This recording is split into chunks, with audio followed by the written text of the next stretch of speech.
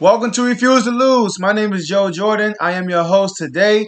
We're going to dig into the NBA, talk about the top 5 power forwards going into the NBA season. But before we do that, make sure you like this video and subscribe to the YouTube channel and do one last thing for me. Enjoy the rest of the show.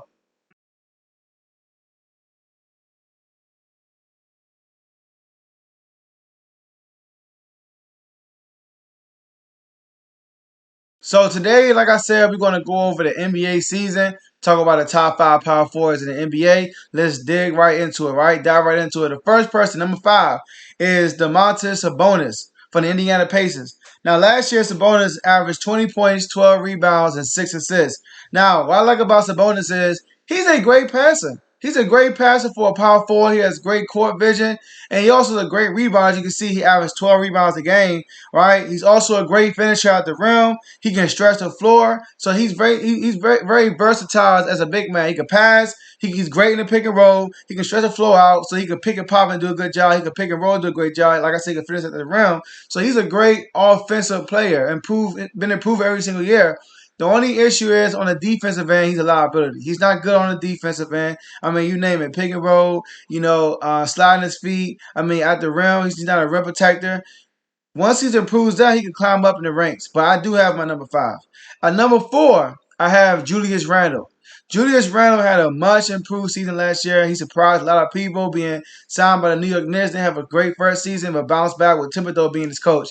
Now let's go over his numbers. Last year, all career highs across the board. He had averaged 24 points, 10 rebounds, 6 assists. Now, what I like about Randle is what improved his game drastically is he improved his three-point shooting. Last year, he took at least 5 threes a game, shooting 41% from three, guys. Last year before that, he shot 27% from the three. Now, also, he's a great one-on-one scorer. Like most of his points comes from isolation. All right, so most of the time he's giving the ball on the island and he goes to work, right? So I like the fact that he's a great one-on-one scorer, and that works great in the fourth quarter in the tight close game. And as you see, the Knicks last year they played a lot of close games, and Randle did a great job down the stretch last year, right? Also, right, he can score off the dribble. All right, he can score in the post, so he's very versatile. Also, and then also last year he was second in defensive win shares. So as you can see, the New York Knicks defense risen. All right, they became a great defensive team, and a lot of it is because of Randle. Julius Randle is putting a lot of effort on the defensive end, right? And he's like I said, he was second in defensive win shares behind Rudy Gobert, who won Defensive Player of the Year. So that says a lot about Randle right there.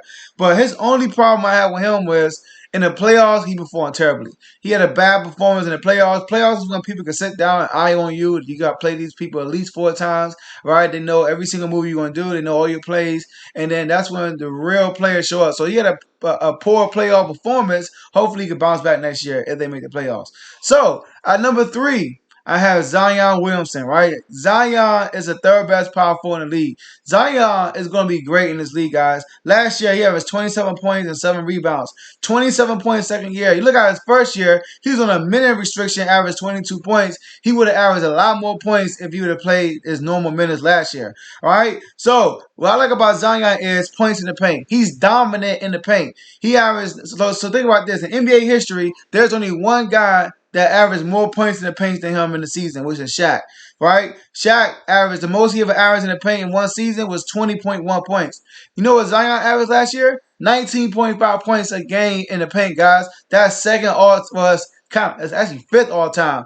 Shaq did it 4 times, I believe, right? So, but he's only person behind Shaq with 19.5 points in the paint. Right? He's a bully ball. He plays bully ball just like Shaq. Well, not just like Shaq, but he's played bully ball. I like his second jump. I like a lot of analysts talk about that. How if he goes up, misses a shot, and he gets a rebound, the second jump is very great. His issue to me is he's much a better passer than what he is, but he forced a lot of shots in the paint. All right, when he's double teamed, he forced that versus kicking out to the open man, and he should be a better rebounder for the size. Right, he is, and also his vertical leap. All right, so he only averaged 7 rebounds. He'd be averaging at least double-digit rebounds. That's the only thing I would say about Zion he can improve in. At number 2, I have Anthony Davis. Anthony Davis could easily be a number 1 best power forward in the league, but he is just inconsistent, man. All right, now last year he averaged 21 points 8 rebounds and 3 assists. Anthony Davis is way much better than 21 points and 8 rebounds. All right. Now, what I like about Anthony Davis, though, he's a great two-way player. He's great offensively. He's great defensively. And you look at offensively, he can do almost everything. He's basically he's almost like a guard as a power forward, right? He can stretch the floor out, he can shoot the three, right? He's the best one-on-one power forward in the league, and I think, my opinion, he's the best offensive power forward in the league and the second best defensive power forward in the league behind Giannis.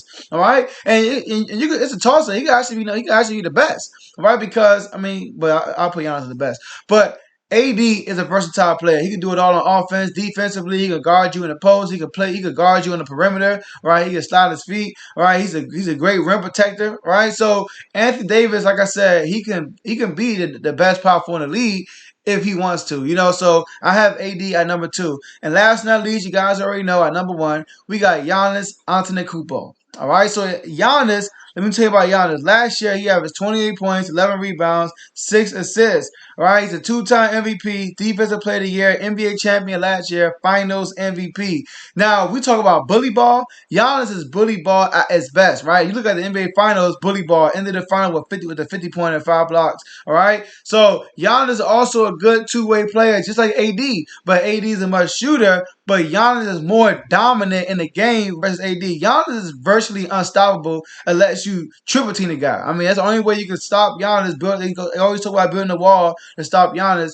All right. Also, on the defensive end, he could protect the rim like crazy. He also could switch and play on the island. Depends on who it is, right? But not as good as Anthony Davis. And as far as post up, he's a great defender right there, right? He's a great defender on pick and roll. That's key as a big man. How good are you as a defender on pick and roll? Giannis is one of the best on pick and roll defense and transition defense. Giannis is probably the best, right? And transition defense. So, and then offensively on the pick and roll, he's awesome. You go in the ball top of the key, and then he just bulldozes his way to the basket. He's like unstoppable. Like I said, the only way you can stop Giannis is if you triple team the guy.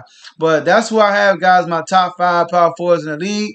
If you guys agree, go ahead and put in the comments. If you disagree, you know what to do. All right. So see you. Thank you for staying to the end. I look forward to seeing you guys in the next episode.